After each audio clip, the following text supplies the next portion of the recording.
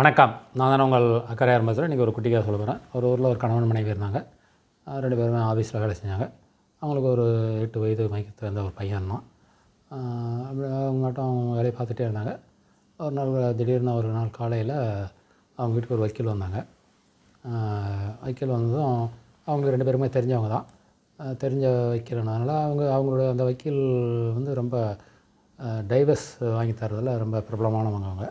So அந்த வக்கீல் வந்ததும் உடனே இவங்க 2 பேரும் பார்த்தாங்க. அவங்கள என்னான்னு கேட்டாங்க.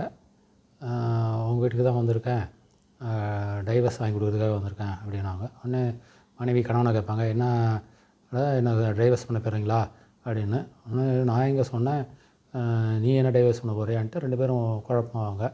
உடனே அந்த வக்கீல், இல்லை உங்களுக்கு 2 பேருக்கும் டைவர்ஸ் இல்லை, உங்கள் 2 பேர்கிட்ட இருந்து உங்கள் பையனை இது டைவர்ஸ் வேணும் அப்படின்னு, உங்களை விட்டு பிரிஞ்சு வாழணுன்றான் அப்படின்னு சொல்லுவாங்க. ஏன்னு கேட்கும்போது தான் அப்போ பையன் சொல்லுவான், அம்மா நான் எப்போ பார்த்தாலும் நீங்கள் ஃபோன் பேசிக்கிட்டே இருக்கீங்க, நான் எப்போ கூப்பிட்டாலும் விளையாடுறதுக்கு வரமாட்டீங்க, வெறுத்து சண்டை போடுறீங்க, போடான்னு விரட்டுறீங்க, எப்போ பார்த்தாலும் உங்களுக்கு ஆஃபீஸ் வேலை அது தான் இருக்கீங்க, இதில் எங்களோட கொஞ்சம் கூட டைம் ஸ்பெண்ட் பண்ண மாட்டீங்க அப்படின்னு பையன் சொல்லுவான். அதே மாதிரி அப்பாவை பற்றியும், அப்பா நம்ம அவங்ககிட்ட கேட்பான், அப்பா கிரிக்கெட் விளையாட போகலாம் அப்படின்னா அவரும் அதுமாரி ஃபோனை பேசிக்கிட்டு சத்தம் போட்டு துரத்தி அனுப்புவார்.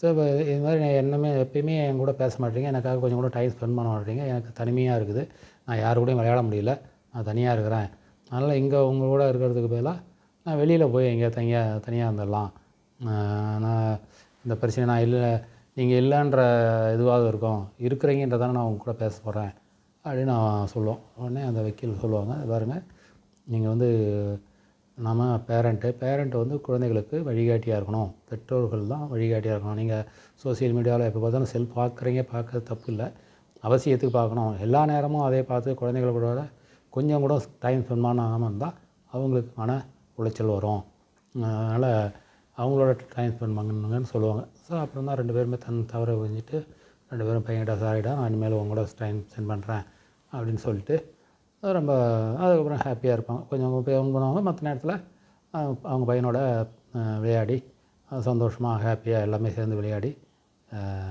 சந்தோஷமாக இருப்பாங்க. இப்போ இன்றைக்கி இந்த காலகட்டத்தில் பெரும்பாலான வீடுகளில் உறவுகள் அவங்க ஃபோனை வச்சுக்கிட்டு தான் இருக்காங்க. யாரும் ஓடி பேசுகிறதுலாம் ரொம்ப கம்மியாக தான் இருக்குது. நல்லா சந்தோஷமாக இருக்கணும்னா, வாழ்க்கை சந்தோஷமாக இருக்கணும்னா நேரடியாக பேசணும். ஃபோனில் பேசுகிறத விட நேரடியாக பேசினா தான் வாழ்க்கை சந்தோஷமாக இருக்கும் அப்படின்றது தான் அந்த கதையினுடைய சுருக்கம். நன்றி, வணக்கம்.